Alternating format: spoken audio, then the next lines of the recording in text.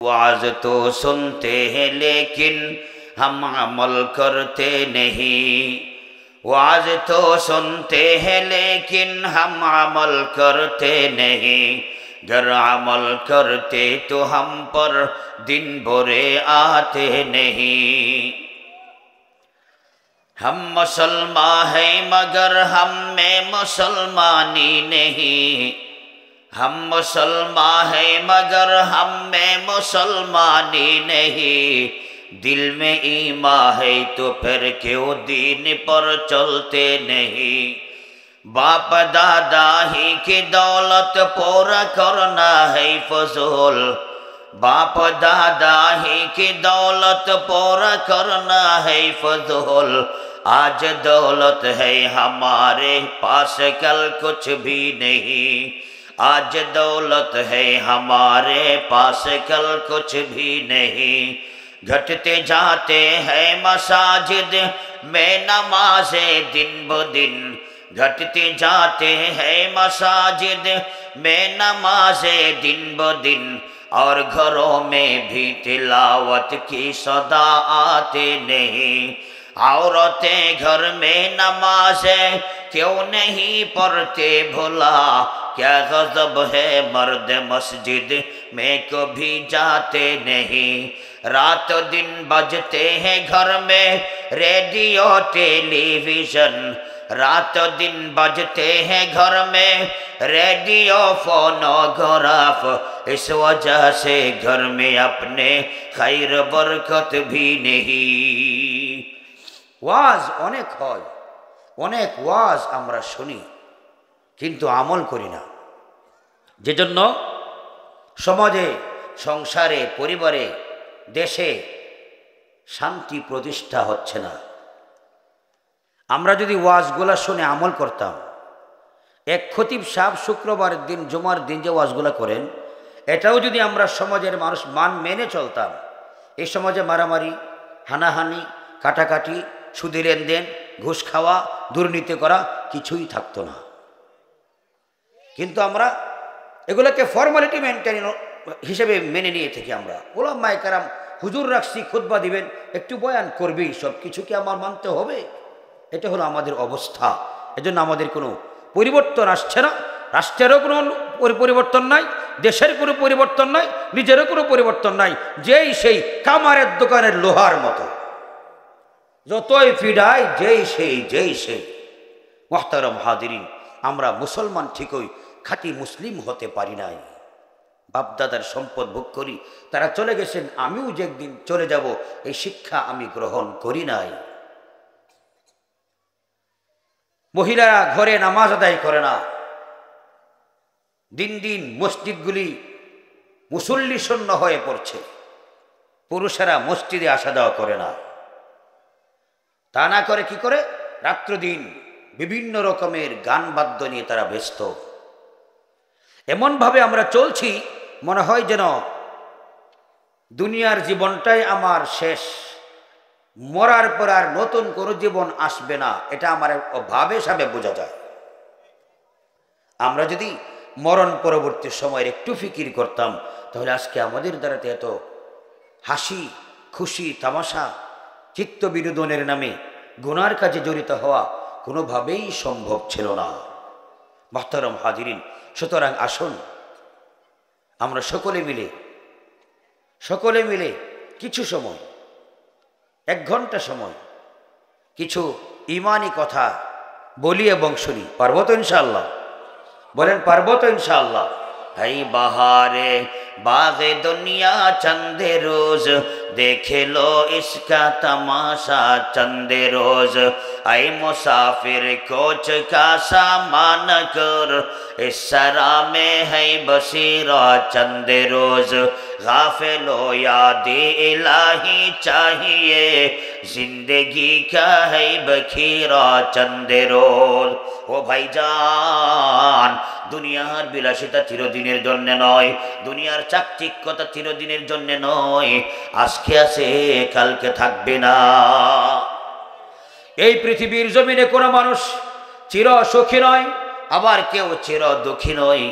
কেউ চিরদিনে সুস্থ নয়, আবার কেউ চিরদিন অসুস্থও থাকে না, কেউ চিরদিন বেঁচে থাকে না, আবার কেউ তাড়াতাড়ি মরেও যায় না, যার যখন সময় হয় তখনই যায়। আমার বাবা ছিলেন, দাদা ছিলেন, আত্মীয় স্বজন ছিলেন, মুরব্বীরা ছিলেন, একের পর এক step by step, serial by serial সময় মতো তারা বিদায় হয়ে চলে গেছেন।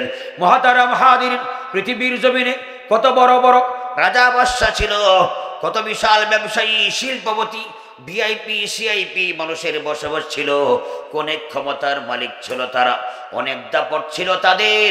ওই মানুষগুলা কবরে শুয়ে আছে, তাদের কবরের উপরে গরু ছাগলে ঘাস খায়, তাড়ানোর ক্ষমতাও কেউ রাখে না। জোরে বলেন ঠিক কিনা?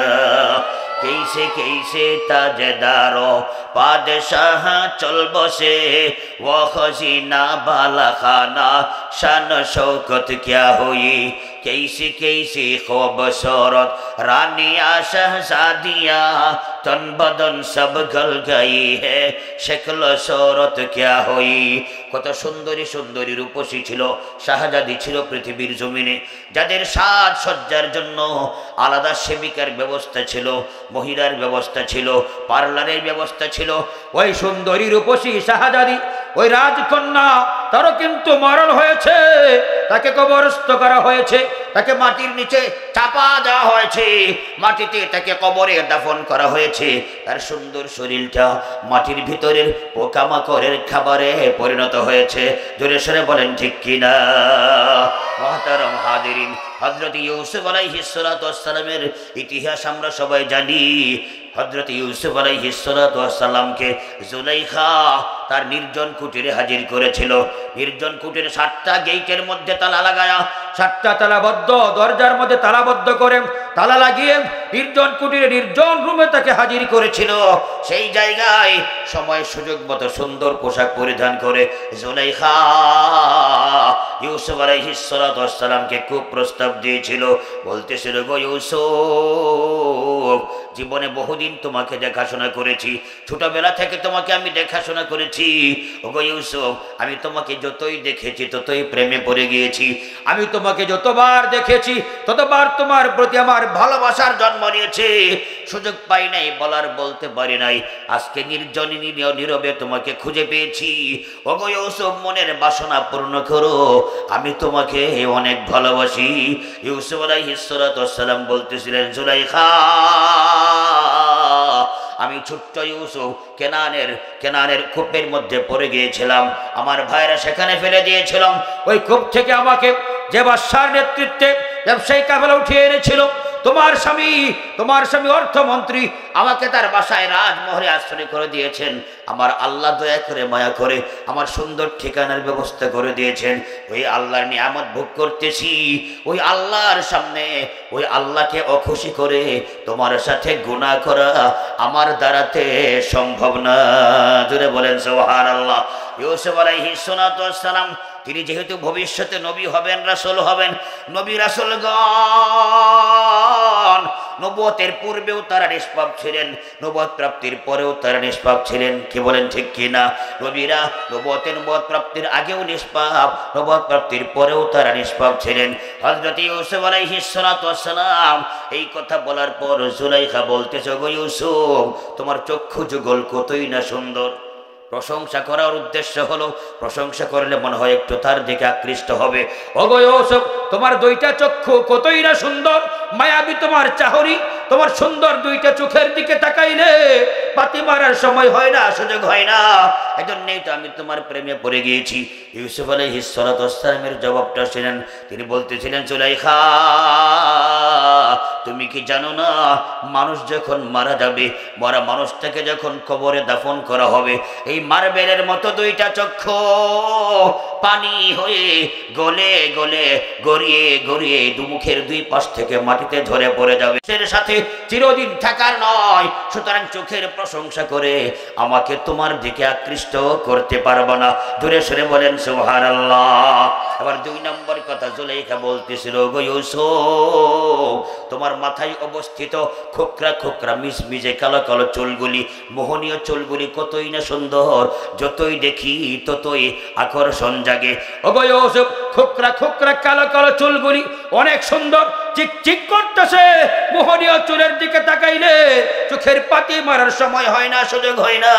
আমি এই জন্যই তো তোমাকে অনেক ভালোবাসি। ইউসুফ আলাইহিস সালাতু ওয়াস সালামের জবাবটা শুনেন। তিনি বলতেছিলেন, জুলাইখা, একদিন মানুষ মারা যাবে, মরা মানুষটাকে যখন কবরস্থ করা হবে, মাথার চামড়া থেকে, মাথার খুলি থেকে এই চুলগুলি গোড়া থেকে উপরে উপরে আলাদা হয়ে যাবে। সুতরাং যে চুলটা আমার সাথে চিরদিনের জন্য নয়, এই চুলের প্রশংসা করে আমাকে তোমার দিকে আকৃষ্ট করতে পারবো না। জোরে সরে বলেন মারহাবা।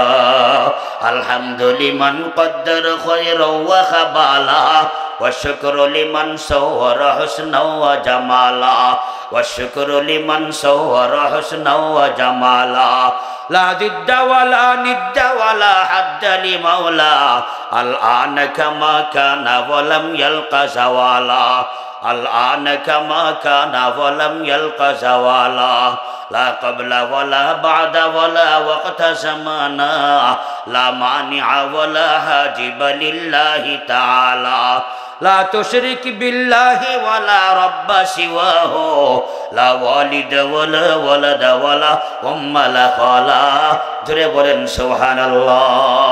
মুহতারাম হাজিরিন, প্রথম প্রশংসার পরেও পাত্তা পান নাই, দ্বিতীয়বারের পরেও পাত্তা পান নাই। এবার জুলাইখা 3 নম্বর কথা বলতেছে, গো ইউসুফ, তোমার ফেসটা কতই না সুন্দর, চেহারার ইংরেজি হলো ফেস। মাথার কপালের উপরে চুলের গোড়া থেকে নিয়া থুতুনির নিচ পর্যন্ত, এইখানে লতি থেকে নিয়া এইখানে লতি পর্যন্ত জিনিসটাকে ফেস বলা হয়। আল ওয়াজহ চেহারা বলা হয়, যেটা ওযু করার সময় পরিপূর্ণরূপে ধৌত করা ফরজ। এই চেহারাটার ব্যাপারে বলতেছো, গো ইউসুফ, তোমার এই চেহারা কতই না সুন্দর, তোমার এই টমেটোর মতো, আপেলের মতো টান টান তোমার চামড়া, ধবধবে সাদা। তোমার চেহারার দিকে তাকাইলে একজন মানুষ প্রেমে না পড়ে পারে না, প্রেমে না পড়ার কোনো সুযোগ নাই।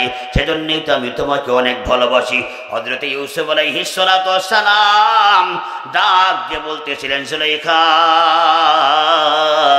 তুমি কি জানো না, একদিন মানুষ মারা যাবে, মরা মানুষটাকে যখন কবরে দাফন করা হবে, এই মানুষটাকে খাওয়ার জন্য মাটির ভিতরে অবস্থিত চতুর্দিকের পোকামাকড়গুলি কবরের ভিতরে জড়ো হয়ে কামড়াইতে থাকবে, কামড়াইতে কামড়াইতে চামড়াগুলা খেয়ে সাবার করবে, গোশত খেয়ে সাবার করবে, রগগুলা খেয়ে সাবার করে দিবে। সুতরাং যে চেহারার যে গোশত এবং মাংস চিরদিন আমার সাথে থাকবে না, এটার প্রশংসা করে আমাকে তোমার দিকে আকৃষ্ট করতে পারবো না। জোরে সরে বলেন ঠিক কিনা?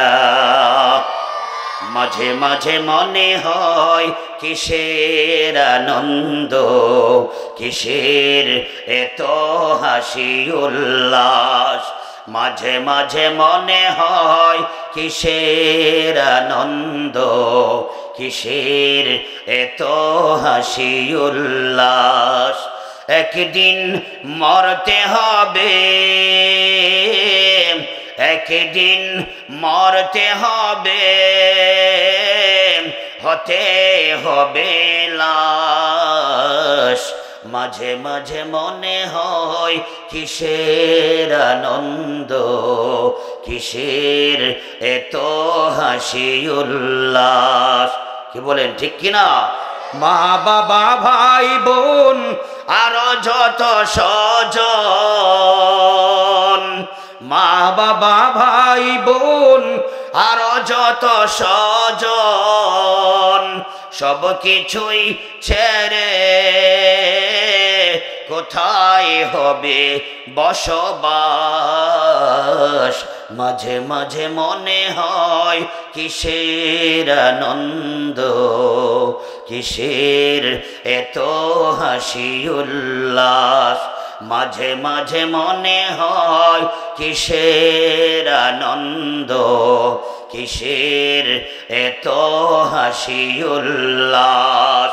করেছি যত পাপ জানি না হবে কি মাফ। ঠিক কিনা বলেন? করেছি যত পাপ জানি না হবে কি মাফ, রোজ হাসর দিনে সবই হবে প্রকাশ। কি বলেন ঠিক কিনা? করেছি যত পাপ জানি না হবে কি মাফ, রোজ হাসর দিনে সবই হবে প্রকাশ। মাঝে মাঝে মনে হয় কিসের আনন্দ, কিসের এত হাসি উল্লাস। মাঝে মাঝে মনে হয় কিসের আনন্দ, কিসের এত হাসি উল্লাস। একদিন মরতে হবে, হতে হবে লাশ। মাঝে মাঝে মনে হয় কিসের আনন্দ, কিসের এত হাসি উল্লাস। মহতারাম হাজিরিন, একদিন আল্লাহর নবীজি সাল্লাল্লাহু আলাইহি ওয়াসাল্লাম হযরতে আলী রাদিয়াল্লাহু তাআলা আনহুকে উদ্দেশ্য করে বলতেছিলেন, ওগো আলী, মরণ সম্পর্কে তোমার অভিব্যক্তি পেশ করো, মৃত্যু সম্পর্কে তোমার বক্তব্য স্পষ্ট করো। হযরতে আলী রাদিয়াল্লাহু তাআলা আনহু বলতেছিলেন, ইয়া রাসূলুল্লাহ, ইয়া হাবিবাল্লাহ, এক ওয়াক্ত নামাজ যখন আদায় করি, ওই নামাজ আদায় করার সময় এমন নিয়াত করি এটাই আমার জীবনের শেষ নামাজ। পরবর্তী নামাজের সময় আসার আগেই আজরাইল আলাইহিস সালাতু ওয়াস সালাম আমার জানটাকে কবজ করে নিয়ে চলে যাইতে পারে। কি বলেন ঠিক কিনা? হযরত আলী রাদিয়াল্লাহু তাআলা আনহু এই কথা শোনার পর হযরত নবীজি সাল্লাল্লাহু আলাইহি ওয়াসাল্লাম হযরত আলীর বক্তব্য শোনার পর নবীজি বলতেছেন, ওগো আলী, তুমি তোমার অভিব্যক্তি পেশ করেছো, এখন তুমি আমি মুহাম্মদ রাসূলের মরণ সম্পর্কে অভিব্যক্তিটা শুনে নাও। ওগো আলী, যখন আমরা নামাজে দাঁড়াই, 2 রাকাত হোক, 3 রাকাত হোক, আর 4 রাকাত বিশিষ্ট নামাজ হোক, ওই নামাজের শেষ বৈঠকে যখন যাই, তাশাহুদ পড়ি, দরুদ শরীফ পড়ি, দোয়ায়ে মাসুরা শেষ করার পর ডান দিকে সালাম ফিরাই, ডান দিকে সালাম ফিরাইয়া বাম দিকে সালাম ফিরাইতে 5 মিনিট সময় লাগে। হ্যাঁ, 1 মিনিট সময় লাগে।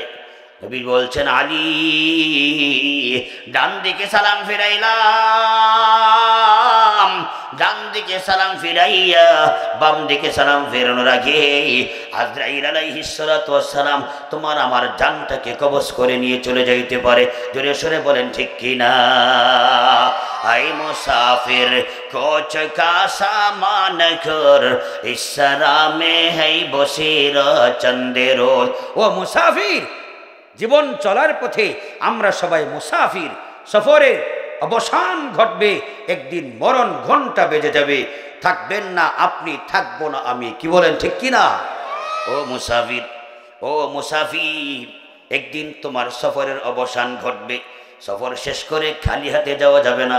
দুনিয়ার চাকচিক্যতা চিরদিনের জন্য নয়, এই সফর তোমার চিরদিনের জন্য নয়। যেদিন তুমি এসেছিলে ওই দিনই ফিরতি টিকেটের ব্যবস্থা হয়ে গিয়েছিল। যেদিন এসেছিলাম দুনিয়াতে সেদিনেই আমার ফিরতি টিকেটের ব্যবস্থা হয়ে গেছে। কি বলেন ঠিক কিনা? ও উদাসীন, ও উদাসীন, আর কত উদাসীনতাই সময় ক্ষেপণ করবা, আর কত ঔদাসীন্য প্রদর্শন করবা। ওগো অলস, ওগো অলস, আর কত অলসতায় সময় নষ্ট করবা। এখনো কি তোমার সময় হয় নাই তওবা করার? এখনো কি তোমার সময় হয় নাই নামাজ আদায় করার? এখনো কি তোমার সময় হয় নাই সুদী লেনদেনটা বন্ধ করে দেওয়ার? এখনো কি তোমার সময় হয় নাই পর্দা করার? এখনো কি তোমার সময় হয় নাই রোজা রাখার? এখনো কি তোমার সময় হয় নাই হালাল খাওয়ার, হারাম ছেড়ে দেওয়ার? ও বান্দা, কখন হবে সময়, কখন হবে সময় জানো না? হঠাৎ করে কিন্তু মরণ ঘণ্টা বেজে যাবে। সুতরাং আর কত উদাসীনতায় সময় নষ্ট করবা? এখনই তওবা করো, এখনই নামাজি হয়ে যাও, আখেরাতের পাথেয় সংগ্রহ করো। প্রবাস থেকে যদি আপনার সন্তান টাকা পয়সা ছাড়া খালি হাতে ফিরে আসে, বাবা কিন্তু সন্তানকে ভালোবাসা দিবে না, মা কিন্তু সন্তানকে ভালোবাসা দিবে না।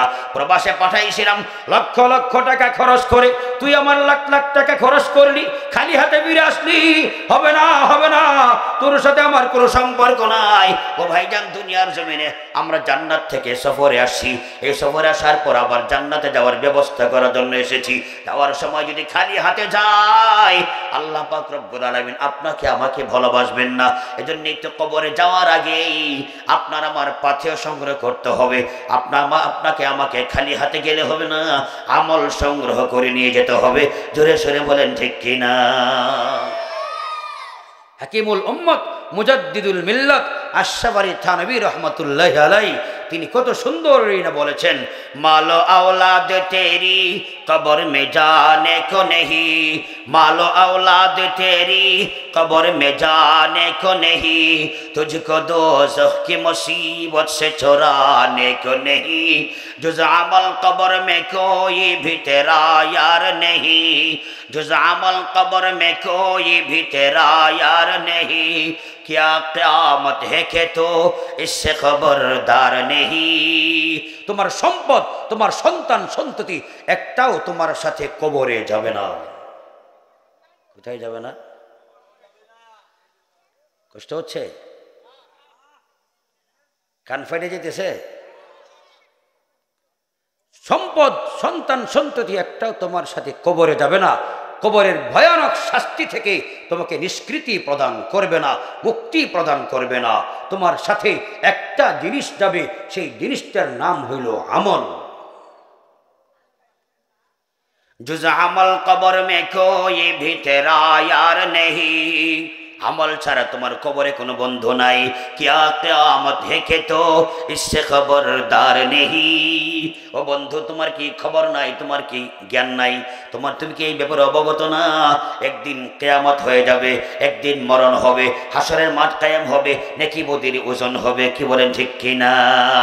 अमल से जिंदगी बनती है जन्नत भी जहन्नम भी, ए खाकी अपने फितरत में न नौरी है न नारी है, जिंदगानी सर्फ करदम दर हयाते तिफलेगी, हीचे हासिल मन न करदम दर हयाते जिंदगी, जिंदगी कुन बंदेगी, जिंदगी बे बंदेगी शर्मिंदगी। अरे आकिल न हो गाफिल तुझे दुनिया से जाना है, अरे आकिल न हो गाफिल तुझे दुनिया से जाना है, कि एक दिन अपना मोह खुदा को भी दिखाना है, जागना है जाग लो अफलाक की साया तले, जागना है जाग लो इस अफलाक की छाया तले, हशर तक सोना पड़ेगा खाक की साया तले, मौत को समझा है गाफिल इख्तितामे जिंदगी, दर हकीकत मौत है सुबह दवा में जिंदगी। আমল যদি সুন্দর হয়, আমল যদি কি হয়? আমল শব্দের আভিধানিক অর্থ হলো কাজ করা। আমল শব্দের আভিধানিক অর্থ কি? কাজ করা। কোনো কিছু করাকে আমল বলা হয়।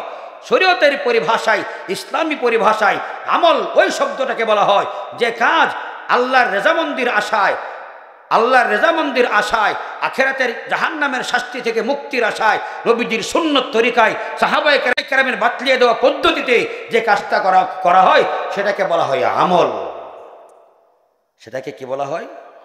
আমরা নামাজ পড়ি, একটা আমল। সুবহানাল্লাহ পড়ি, একটা আমল। সত্য কথা বলি, একটা আমল। বিয়ে শাদী করি, একটা আমল। খেতে খাবারে হালাল রিজিকের জন্য বীজ বপন করি, একটা আমল। ব্যবসা করি, এটা একটা আমল। খাওয়া দাওয়া করি, একটা আমল। হজ করি, একটা আমল। যাকাত দেই, একটা আমল। একজনের সাথে আরেকজন হাসি খুশিতে কথা বলি, এটাও একটা আমল। নিজের ছেলে মেয়ের সাথে হাসি খুশিতে কথা বলি, একটা আমল। নিজের স্ত্রীর সাথে খুশি মতো কথা বলি, নম্রতার সাথে ভালোবাসার কথা বলি, এটাও একটা আমল। আমল আমল আমল। মুসলমান যখন নিজের জীবনটাকে সুন্নত দ্বারাতে পরিচালিত করবে, যা করবে সবই আমল, যা করবে সবই আমল। যদি আমার ইচ্ছা সুন্দর হয়, নিয়ত সুন্দর হয়, আমি যা করব সবই কি হবে? গোনাটা নয়। সুন্নত তৈরি করে বলে নিছে যে সুন্নতের মধ্যে গুনাহ নাই, সুন্নতের বাহিরে গুনাহ আছে। মুহতারাম হাজিরিন, আমল করার সময় এখনই, আগামীকালকে নয়। আমল করার সময় আজকেই, আগামীকালকে নয়। এখান থেকে জীবিত অবস্থায় বাসায় যেতে পারবো, এটার কোনো গ্যারান্টি আছে নাকি? কেউ বলতে পারবো না হুজুর আমি কাগজে লিখে দিলাম, আমি ইনশাআল্লাহ আমি আরো 10 বছর বাঁচব। আমি যে কথা বলতেছি, চিল্লাচিল্লি করতেছি, আমি যে জীবিত অবস্থায় আমি বাসায় যেতে পারবো, এটার কোনো গ্যারান্টি আছে? এরপরও আমরা কত রং তামাশা করি, কত কিছুই না আমাদের জীবনে ঘটে যায়, কত কিছুই না আমরা করি। সুতরাং আসুন আজকের এই আল্লাহর ওলির আগমনের এই মাহফিল থেকে আমরা একটু তওবা করে যাই, একটু তওবা করে যাই। এই মাহফিলটাকে গতানুগতিক অন্যান্য মাহফিলের মতো মনে না করি। আজকে আমরা দুনিয়া করে করে সব শেষ করে দিলাম। অথচ রাসূলুল্লাহ সাল্লাল্লাহু আলাইহি ওয়াসাল্লাম তিনি বলেছেন, قال رسول الله صلى الله عليه وسلم يقول ابن آدم مالي هل لك يا ابن آدم إلا ما أكلت فأفنيت أو لبست فأبليت أو تصدقت فأمضيت أو كما قال النبي عليه الصلاة والسلام। আল্লাহ রাসূল বলেন সাল্লাল্লাহু আলাইহি ওয়াসাল্লাম, যখন রাসূল শব্দ আসবে কি বলবো? হ্যাঁ, মাশাআল্লাহ মাশাআল্লাহ। নবীজি সাল্লাল্লাহু আলাইহি ওয়াসাল্লাম তিনি বলেন, বনি আদম অর্থাৎ আপনি আমি, বনি আদম শুধু বলে আমার এই আছে, আমার সেই আছে। আমার গফরগাঁও বাজারে একটা মিল আছে, ভিক্টোরিয়া আছে, ওই পাশে ফিশারি আছে, অমুক জায়গায় বড় ইন্ডাস্ট্রি আছে, আমি বড় শিল্পপতি। কিন্তু মুখে কোনোদিন এই কথা বের হয় না, আমি মারা যাওয়ার পরে পুকুরের কোনায় আমাকে দাফন করা হবে, গোরস্থানের ভিতরে আমাকে দাফন করা হবে। এই কথা কিন্তু আপনার আমার মুখে সহজে বাহির হয় না। জোরে সরে বলেন ঠিক কিনা? শুধু বলে আমার এই আছে, আমার সেই আছে, ঘোড়ার ডিম আছে। রাসূল সাল্লাল্লাহু আলাইহি ওয়াসাল্লাম বলেছেন, 3টা জিনিস হইল তোমার আর বাকি সব অন্যের। কয়টা জিনিস আমার? কয়টা জিনিস? 3টা জিনিস। হাল্লাকা ইয়া ইবনা আদম ইল্লা মা আকালতা ফাআফনাইতা, হে বনি আদম, যা তুমি খেয়ে শেষ করেছো এটা তোমার। ঘরে 10 মণ চাউল আছে, 1 মণ খাইয়া শেষ করেছেন, এটা আপনার। বাকি 9 মণ রেখে মারা গেছেন, ওই চাউল কি কবরে দিয়ে দিবে নাকি? অন্যরা খেয়ে ফেলবে, ফেলেও দিবে না, আগুনেও পোড়াবে না, বরং ভাত রান্না করে সেটা অন্যদেরকে বিতরণ করবে। কি বলেন ঠিক কিনা? যেটা তুমি খাইলা, খেয়ে সাবার করে দিলা, খেয়ে শেষ করে দিলা, ওই খাবারটাকে তুমি তোমার বলে দাবি করতে পারো। যে খাবার খেয়ে সাবার করতে পারো নাই, ওই খাবারটার মালিকানা তোমার না। তুমি আজকে চলে যাও, আরেকজন সেটার মালিক হয়ে যাবে। তুমি আজকে রেখে যাও, আরেকজন খেয়ে সেটা শেষ করবে। কি বলেন ঠিক কিনা? 2 নম্বর কথা, রাসূল সাল্লাল্লাহু আলাইহি ওয়াসাল্লাম তিনি বলেন, আও লাবিস্তা ফাআবলাইতা, অথবা যে পোশাক পরিধান করে সে পুরাতন করে ফেলেছো, একেবারে এমন অবস্থা হয়েছে পট্টিও চলে না, সেলাই চলে না, এই কাপড়টা আপনি শরীর থেকে খুলে রেখে দিলে বলেও আরেকজন তার গায়ে দিবে না। যে কাপড়টা ছিঁড়ে ফেলেছো, পুরাতন করতে করতে আর হয় না, এমন অবস্থায় যে কাপড়টা, যে পোশাকটাকে করে ফেলেছো, এই পোশাকটা তুমি তোমার বলে দাবি করতে পারো। পক্ষান্তরে যে পোশাক আলনাতে সাজিয়ে রেখেছো, আলনাতে ঝুরিয়ে রেখেছো, ওয়ার্ড্রোবে সাজিয়ে রেখেছো, হে বান্দা, ওই পোশাকটা তুমি তোমার বলে দাবি করতে পারো না। কেননা একদিকে তোমাকে দাফন করা হবে, ওই সুন্দর সুন্দর পোশাকগুলি আত্মীয় স্বজনের এক একজন এক একটা নিয়ে চলে যাবে। জোরে সরে বলেন ঠিক কিনা? নবীজি আরো সুন্দর মতো বলেছেন, আও তাসাদদাকতা ফাআমদাইতা, হে বনি আদম, তোমার 3 নম্বর জিনিসটা হলো যেটা তুমি মরণের আগে থেকে তুমি আল্লাহ রাস্তায় দান করেছো, এতিম অসহায়কে দিয়েছো, গরিব মানুষকে দিয়েছো, এতিমের বিবাহ শাদীর ব্যবস্থা করেছো, মাদ্রাসা মসজিদে খরচ করেছো, রাস্তা নির্মাণে খরচ করেছো, সাঁকো তৈরিতে খরচ করেছো, জনসেবায় খরচ করেছো। যে জিনিসটা তুমি মরার আগে আল্লাহ রাস্তায় তুমি দান করেছো, ওই জিনিসটা তুমি তোমার বলে দাবি করতে পারো। আর বাকি যা আছে একটাও তোমার না, সব অন্যদের মালিকানায় চলে যাবে। জোরে সোরে বলেন ঠিক কিনা?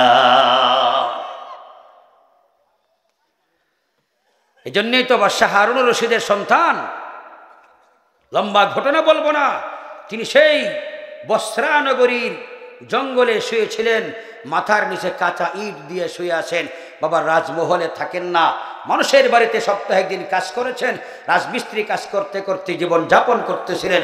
এই মানুষটা মুমূর্ষ অবস্থায় বিছানায় শুয়ে আছেন, তাকে খোঁজ খবর নিতে গেলেন আবু আমের বসরি রহমতুল্লাহি আলাই।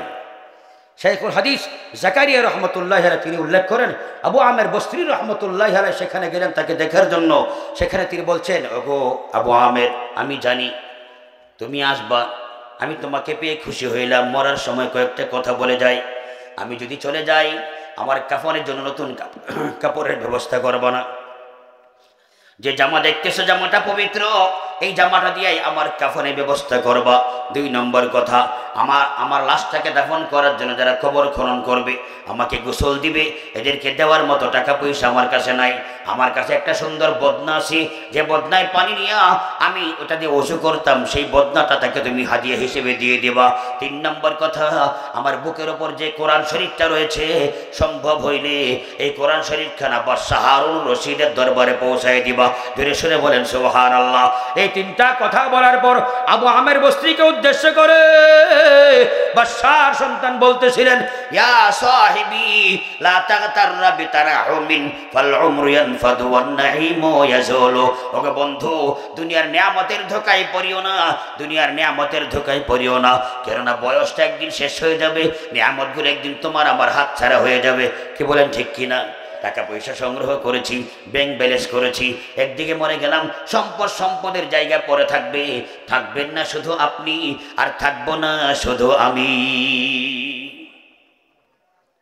وَإِذَا حَمَلْتَ عَلَى الْقُبُورِ جَنَازَةً فَاعْلَمْ بِأَنَّكَ بَعْدَهَا مَحْمُولٌ। এরপরে বলছেন, ওগো বন্ধু, একজন মরা মানুষের লাশ জানাজা শেষে কবরের দিকে যখন নিয়ে যাইবা, মরা মানুষের লাশ জানাজা শেষে কবরের দিকে যখন নিয়ে যাইবা, মনে মনে একটু চিন্তা করবা, একদিন তোমারও কিন্তু মরণ হবে, একদিন তোমারও কিন্তু মরণ হবে, আমারও কিন্তু মরণ হবে। আমার লাশ তোমার লাশ অন্যরা এইভাবে দাফন করার জন্য কাঁধে উঠাইয়া নিয়ে যাইবে। জোরে সরে বলেন ঠিক কিনা? ও ভাইজান, মরণের কথা বেশি বেশি করে স্মরণ করলে তওবা নসিব হয়, ক্ষমা চাওয়ার সুযোগ হয়। মরণের কথা বেশি বেশি করে স্মরণ করলে হালাল রিজিক খাওয়া যায়, হারাম খাইলে কলিজার মধ্যে কম্পন শুরু হয়। মরণের কথা বেশি বেশি করে স্মরণ করলে একজন মানুষ বেপরদায় চলতে পারে না। মরণের কথা বেশি বেশি করে স্মরণ করলে একজন মানুষ বেনামাজির হালতে থাকতে পারে না। জোরে সরে বলেন ঠিক কিনা? এজন্য মরণের কথা বেশি বেশি করে স্মরণ করতে হবে। আমি আজকে আপনাদের সামনে 2টা আয়াত তেলাওয়াত করেছি। আল্লাহ পাক রব্বুল আলামিন বলেছেন, হে বান্দা, 2টা জিনিস পাওয়ার জন্য তোমার 2টা জিনিসের দিকে আকৃষ্ট হতে হবে, 2টা জিনিসের দিকে তোমার ধাবিত হইতে হবে, 2টা জিনিস পাওয়ার জন্য তোমাকে চেষ্টা করতে হবে, সাধনা করতে হবে। কয়টা জিনিস? আউযু বিল্লাহি মিনাশ শাইতানির রাজীম। বিসমিল্লাহির রহমানির রহিম। ওয়াসারি'উ ইলা মাগফিরাতিন মির রাব্বিকুম ওয়া জান্নাতিন 'আরদুহাস সামাওয়াতু ওয়াল আরদ উ'ইদ্দাত লিল মুত্তাকিন। আল্লাহ পাক রব্বুল আলামিন তিনি বলেন, হে বান্দা, তোমাদের প্রভুর কাছ থেকে ক্ষমার সার্টিফিকেট গ্রহণ করার জন্য তুমি চেষ্টা করো, সাধনা করো। কিসের সার্টিফিকেট? ক্ষমা। আমাদের গুনাহ আছে কিনা? নবী রাসূল ছাড়া ওলি বলেন, গৌস বলেন, কুতুব বলেন, আবদাল বলেন, আর আপনি বলেন, আর আমি বলি, নবী রাসূল ছাড়া সকলের জীবনে কিছু না কিছু গুনাহ রয়েছে। আমাদের জীবনে মনে হয় গুনাহ নাই না? আমাদের গুনার কোনো শেষ নাই। হুজুর কি যে কোন, এত গুনাহ করছি, আল্লাহ কি মাফ করব? আমার আল্লাহ বলেন, আমার কাছ থেকে ক্ষমার সার্টিফিকেট নেওয়ার জন্য একটু কান্দো, ইস্তেগফার পড়ো, মাথাটা নত করো, ঘাড় তেরামি সারো, নত হয়ে যাও, নরম হয়ে যাও, আমি আল্লাহর কাছে ক্ষমা প্রার্থনা শুরু করে দাও। পারবো তো ইনশাআল্লাহ? পারবো তো ইনশাআল্লাহ? তুমি মাথাটা নত করো, ইস্তেগফার পড়ো, ক্ষমা প্রার্থনা করো। হাদিস শরীফে আছে, আন আনাস রাদিয়াল্লাহু তাআলা আনহু قال سمعت رسول الله صلى الله عليه وسلم يقول قال الله تبارك وتعالى يا ابن آدم إنك ما دعوتني ورجوتني قد غفرت لك ولا أبالي يا ابن آدم لو كانت ذنوبك عنان السماء ثم استغفرتني قد غفرت لك ولا أبالي أو كما قال النبي عليه الصلاة والسلام। হযরত আনাস রাদিয়াল্লাহু তাআলা আনহু তিনি বলেন, আল্লাহ পাক রব্বুল আলামিনের পক্ষ থেকে নবীজি সাল্লাল্লাহু আলাইহি ওয়াসাল্লাম হাদিস বর্ণনা করেছেন। ও ভাইজান, নবীজির যে হাদিসটা আল্লাহর পক্ষ থেকে হয় সেটাকে হাদিসে কুদসি বলা হয়। হাদিসে কুদসি বলা হয়। আল্লাহ ডাক দিয়ে বলতেছেন, হে বনি আদম, যখন তুমি হাত উঠাইছো দোয়া করার জন্য, দোয়া করতেছো আবার আশা করতেছো, এই অবস্থা যখন তোমার ভিতরে বিরাজমান, তখন আমি আল্লাহ তোমার জীবনের সকল গুনাহগুলিকে ক্ষমা করে দিব। জোরে সরে বলেন সুবহানাল্লাহ, আর জোরে সরে বলেন মারহাবা। ইয়া বনি আদম লাউ কানাত যুনুবুকা আনানাস সামাই সুম্মা ইস্তাগফারতানি ক্বাদ গফারতু লাকা ওয়ালা উবালি।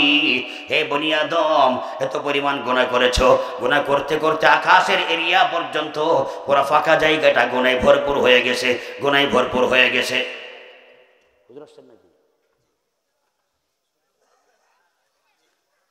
হুজুর কোথায়? 5 মিনিট। لو كانت ذنوبك عنان السماء ثم استغفرتني قد غفرت لك ولا أبالي। হে বনি আদম, এত পরিমাণ গুনাহ করেছো, পুরো আকাশ সীমা পর্যন্ত গুনাহে ভরপুর হয়ে গেছে, অতঃপর যদি ক্ষমা প্রার্থনা করো আমি তোমার জীবনের সকল গুনাহগুলিকে ক্ষমা করে দিব। জোরে সরে বলেন সুবহানাল্লাহ। এ ব্যাপারে আমি কাউকে পরোয়া করি না। আল্লাহু আকবার বলেন। সুতরাং ক্ষমা চাইবো কার কাছে?